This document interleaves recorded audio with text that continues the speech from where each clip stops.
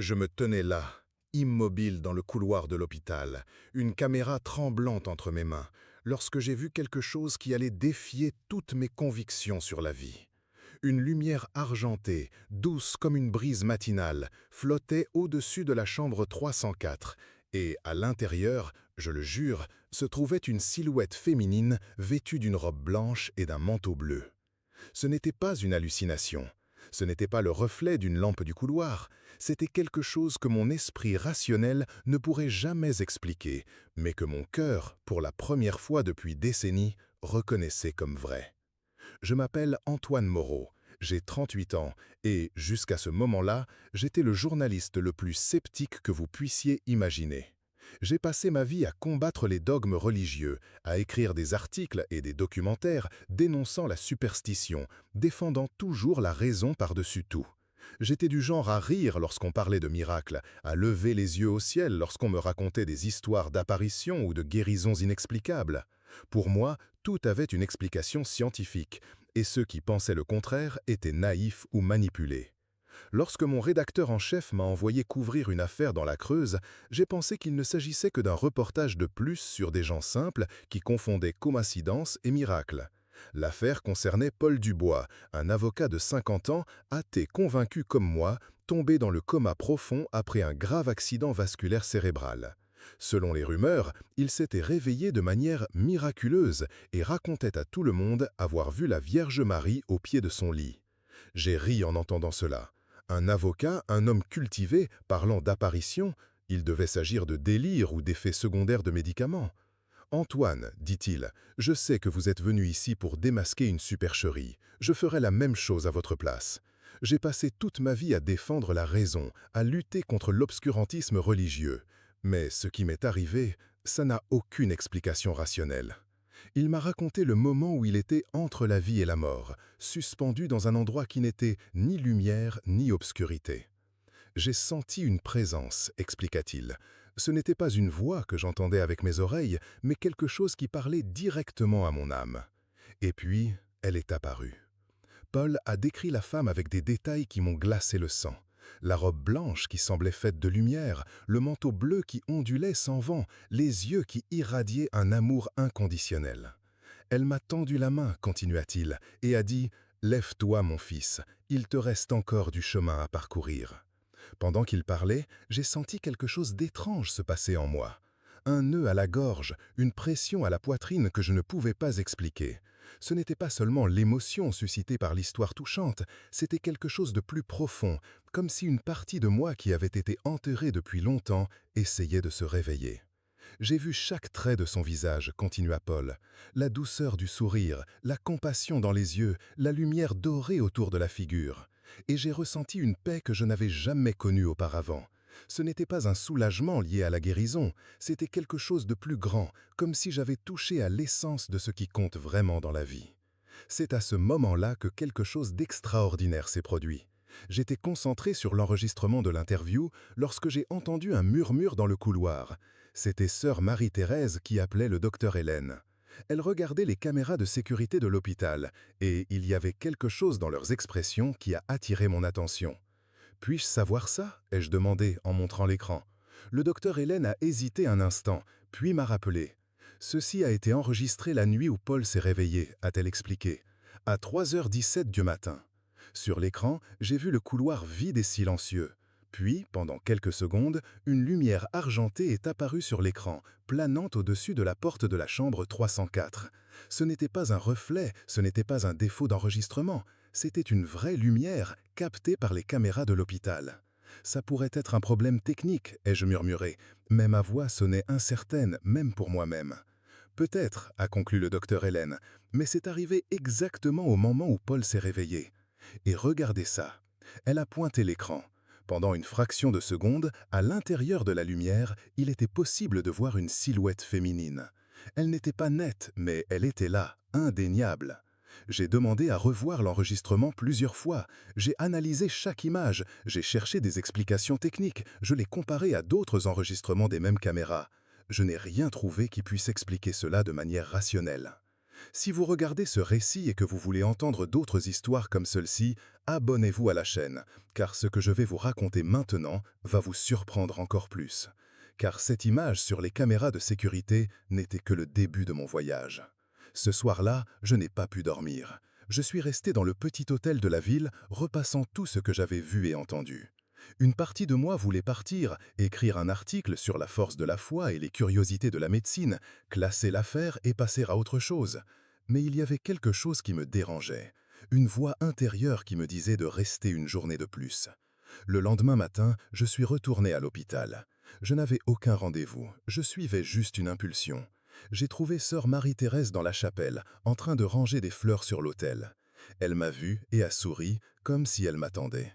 « Vous êtes revenu » a-t-elle simplement dit. « Je ne sais pas pourquoi » ai-je avoué, j'ai assez de matière pour l'article. « Mais vous n'avez pas assez de réponses à vos questions » a-t-elle répondu, continuant à arranger les fleurs. « Asseyez-vous mon fils, nous allons discuter. » Je me suis assis sur le banc du devant et elle s'est approchée. Il y avait quelque chose dans sa manière de faire qui me rassurait et m'inquiétait à la fois. « Puis-je vous poser une question personnelle » a-t-elle demandé. J'ai hoché la tête. « Vous avez perdu quelqu'un d'important, n'est-ce pas? Quelqu'un que vous aimiez beaucoup. » J'ai senti l'air me manquer. Comment pouvait-elle le savoir? « Mon père, ai-je murmuré, il y a 20 ans. Et vous avez prié pour lui. Vous avez demandé un miracle qui n'est pas arrivé. » Ce n'étaient pas des questions, c'était des affirmations. Sœur Marie-Thérèse parlait comme si elle connaissait mon histoire. « Comment le savez-vous? » « Parce que je le vois dans vos yeux, » a-t-elle répondu. La même douleur que j'ai vue dans les yeux de Paul avant l'apparition. La même révolte contre le ciel que j'ai déjà vue chez beaucoup de gens qui sont passés par ici. Elle s'est assise à côté de moi. « Mon fils, parfois nous demandons des miracles à notre rythme, mais ils arrivent au rythme de Dieu. Parfois nous demandons qu'une personne soit sauvée, et le salut arrive d'une manière inattendue. Mon père est mort, ai-je dit, ma voix plus rauque que je ne le voulais. Il n'y a pas eu de miracle, il n'y a pas eu de salut. Êtes-vous sûr? A-t-elle demandé doucement. Ou n'avez-vous tout simplement pas su voir? J'allais répondre, mais elle a continué. Votre père vous a appris à chercher la vérité, n'est-ce pas? À être honnête, à lutter pour la justice. Ne pensez-vous pas que c'est une façon pour lui de continuer à vivre? J'ai senti mes yeux se brouiller. Il y avait si longtemps que je n'avais pas pensé à mon père de cette façon. J'étais tellement concentré sur son absence que j'avais oublié toutes les valeurs qu'il m'avait transmises. Mais ce n'est pas un miracle, ai-je protesté, c'est juste la vie normale. Qui a dit que les miracles ne pouvaient pas faire partie de la vie normale? A-t-elle répondu. Qui a dit que le sacré ne pouvait pas se manifester au quotidien? À cet instant, j'ai réalisé quelque chose. Pendant des années, j'avais cherché Dieu au mauvais endroit. J'attendais des signes spectaculaires, des interventions dramatiques, comme si le divin était obligé de se manifester selon mes attentes. Mais peut-être que le sacré était dans les petits détails, dans la compassion du docteur Hélène Bernard, dans la sérénité de sœur Marie-Thérèse, dans la transformation authentique de Paul Dubois. « Vous voulez savoir s'il y a vraiment eu une apparition dans la chambre de Paul » a-t-elle demandé. « J'ai besoin de le savoir » ai-je répondu. « Alors fermez les yeux et ouvrez votre cœur. Parfois la vérité ne vient pas par la raison, mais par l'intuition. » J'ai fermé les yeux, là, dans la chapelle silencieuse. Ce n'était pas quelque chose que je faisais normalement, méditer, prier ou quoi que ce soit de ce genre, mais quelque chose me disait d'essayer. J'ai respiré profondément et j'ai essayé de vider mon esprit de toutes les questions, de tous les doutes, de tous les préjugés. Et puis, dans le silence de la chapelle, j'ai senti quelque chose que je n'avais pas senti depuis longtemps, une présence. Ce n'était pas une voix, ce n'était pas une vision, c'était une sensation d'accueil, de compréhension, d'amour inconditionnel. Pendant un instant, je me suis senti comme un enfant à nouveau, protégé et aimé. Quand j'ai ouvert les yeux, sœur Marie-Thérèse me regardait avec un sourire doux. « Vous avez senti, n'est-ce pas ?» Je n'ai pas pu répondre. Ma gorge était serrée, mes yeux étaient remplis de larmes que je ne pouvais pas contrôler. « Elle est là », a-t-elle dit doucement. « Elle a toujours été là. Non seulement dans la chambre de Paul, mais partout où il y a de la souffrance, où il y a besoin de réconfort. Parfois, elle se manifeste de façon visible, comme cela s'est passé avec Paul. D'autres fois, elle travaille à travers les gens, à travers la médecine, à travers l'amour. J'ai passé le reste de la matinée dans la chapelle, discutant avec sœur Marie-Thérèse de la foi, du doute, de la différence entre religion et spiritualité. Elle n'a pas essayé de me convertir à une doctrine spécifique, elle m'a simplement aidé à comprendre que remettre en question n'était pas le contraire de croire, que la recherche de la vérité pouvait inclure des mystères que la science ne pouvait pas encore expliquer. À l'heure du déjeuner, je suis retourné dans la chambre de Paul. Il allait mieux, plus fort, se préparant à recevoir son congé le lendemain. Nous avons parlé de son expérience, et j'ai réalisé qu'il traversait le même processus que moi. Concilier la raison et la foi, trouver un équilibre entre scepticisme et ouverture au mystère. Vous savez ce qui m'impressionne le plus, a dit Paul, ce n'est pas le fait d'avoir vu une apparition, c'est la transformation que cela a causée en moi. J'étais une personne amère, toujours en train de me battre, toujours en train d'essayer de prouver que j'avais raison. Maintenant, je ressens une paix que je n'ai jamais eue auparavant. Mais vous n'avez pas peur que les gens pensent que vous êtes devenu fou? Ai-je demandé. Non, a-t-il répondu sans hésitation, parce que je sais ce que j'ai vécu. Et si cela peut apporter de l'espoir à d'autres personnes, alors cela vaut la peine de le partager. Cet après-midi-là, j'ai de nouveau discuté avec le docteur Hélène Bernard. Elle m'a montré d'autres cas qu'elle avait observés au fil des années. Des guérisons inexplicables, des moments de paix soudaine chez des patients en phase terminale, des familles qui trouvaient du réconfort au milieu de la douleur. Je ne vais pas dire que tout est un miracle, est-elle expliquée. Mais il y a des choses qui se passent ici qui défient notre compréhension médicale. Et savez-vous ce que j'ai appris? Que reconnaître nos limites n'est pas une faiblesse, c'est de la sagesse. Elle m'a raconté son propre cheminement spirituel, comment elle avait appris à équilibrer les connaissances scientifiques avec l'ouverture au mystère. Je n'ai pas cessé d'être médecin, a-t-elle dit, mais je suis devenu une meilleure médecine parce que j'ai appris que guérir ne consiste pas seulement à traiter les symptômes, c'est prendre soin de la personne entière. Lorsque la nuit est tombée, j'étais prête à partir. J'avais recueilli suffisamment de matériel pour un article, mais je savais que ce que j'écrirais serait bien différent de ce que j'avais initialement prévu. Ce ne serait pas un texte dénonçant une imposture religieuse, mais un récit honnête sur la complexité humaine. Je rangeais mon équipement lorsque sœur Marie-Thérèse est apparue dans le couloir. « Vous partez » a-t-elle demandé. « Oui » ai-je répondu, « mais pas comme je suis arrivé. »« Je sais » a-t-elle dit. « Vous êtes venu chercher une histoire, mais vous avez trouvé une vérité. » Elle m'a donné un petit chapelet en bois. « Gardez ceci » a-t-elle dit, non pas comme un porte-bonheur, mais comme un rappel qu'il y a des mystères dans la vie qui méritent notre respect. J'ai pris le chapelet et je l'ai rangé dans ma poche. « Merci » ai-je dit, « pour tout. » « Non, mon fils » a-t-elle dit, « merci à vous d'être venu le cœur ouvert, même sans le savoir. » En conduisant vers Paris, les lumières de l'hôpital s'éteignant dans le rétroviseur, j'ai senti que quelque chose de fondamental avait changé en moi.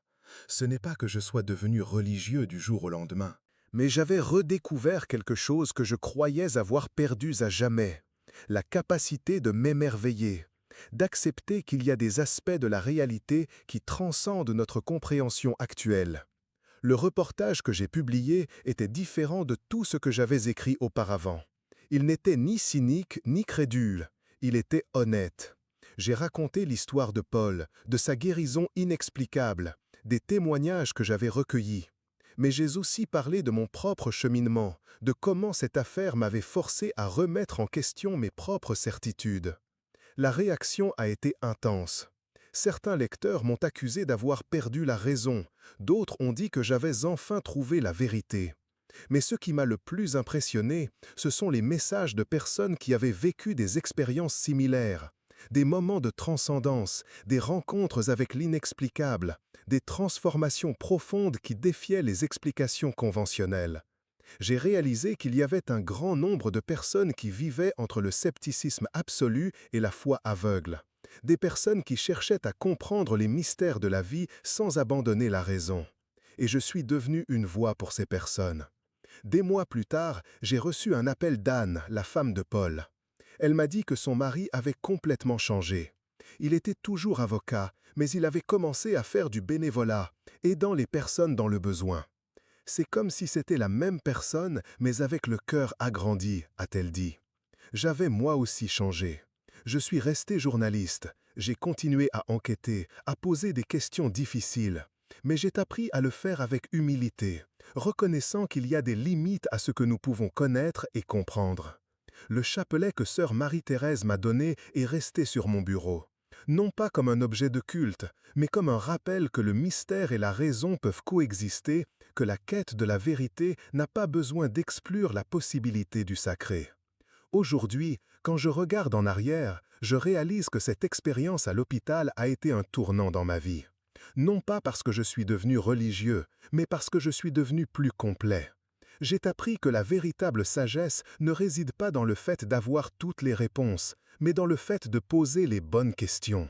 Et parfois, les questions les plus importantes sont celles qui n'ont pas de réponse. Du moins, pas encore. Paul a continué sa guérison complète. Il est retourné au travail, mais avec une perspective différente sur la vie. Docteur Hélène a continué à sauver des vies, mais avec une compréhension plus profonde de ce que signifie guérir. Sœur Marie-Thérèse poursuivait ses prières et son travail bénévole, étant une présence de paix pour tous ceux qui croisaient son chemin. Et moi, j'ai continué. Mon chemin, maintenant conscient qu'il y a beaucoup plus de mystères dans la vie que je ne l'imaginais. Je n'ai pas abandonné mon scepticisme, mais j'ai appris à l'assaisonner d'humilité.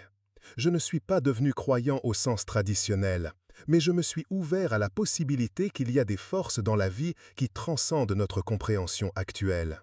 Cette lumière argentée que j'ai vue dans le couloir de l'hôpital, cette figure féminine que les caméras de sécurité ont filmée, ce moment de transformation de Paul, tout cela reste un mystère pour moi. Mais j'ai appris que tous les mystères n'ont pas besoin d'être résolus pour être vrais. Parfois, c'est le mystère lui-même qui nous transforme. S'il y a quelque chose que je voudrais laisser à ceux qui écoutent cette histoire, c'est ceci.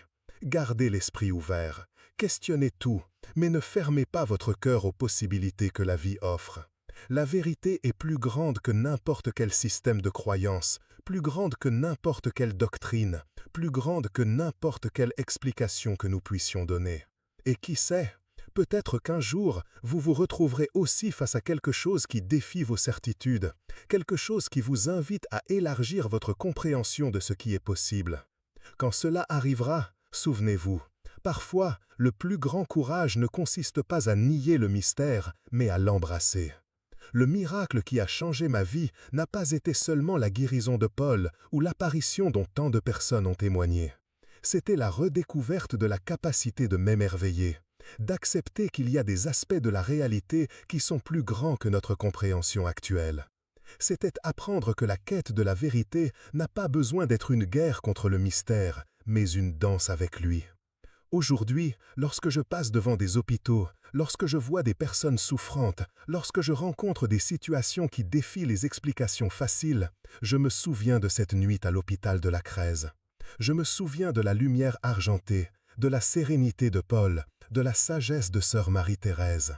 Et je ressens une profonde gratitude d'avoir été invité à participer à ce mystère, d'avoir été transformé par lui.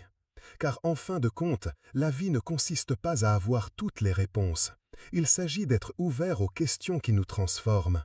Il s'agit de reconnaître que, aussi bien que nous sachions, il y a toujours quelque chose de plus à découvrir, quelque chose de plus à comprendre, quelque chose de plus à aimer. Et c'est peut-être la plus grande leçon que cette expérience m'a apprise, que le mystère n'est pas l'ennemi de la raison, mais son partenaire le plus intime dans la quête de la vérité. Que la foi n'est pas l'absence de doute, mais le courage de continuer à avancer, même lorsque le chemin n'est pas complètement clair. Merci d'avoir écouté mon histoire. J'espère qu'elle pourra, d'une certaine manière, toucher votre cœur, comme cette expérience a touché le mien. Et souvenez-vous, parfois, les miracles arrivent non pas pour nous impressionner, mais pour nous rappeler qu'il y a beaucoup plus de mystère et de beauté dans la vie que nous ne pouvons l'imaginer.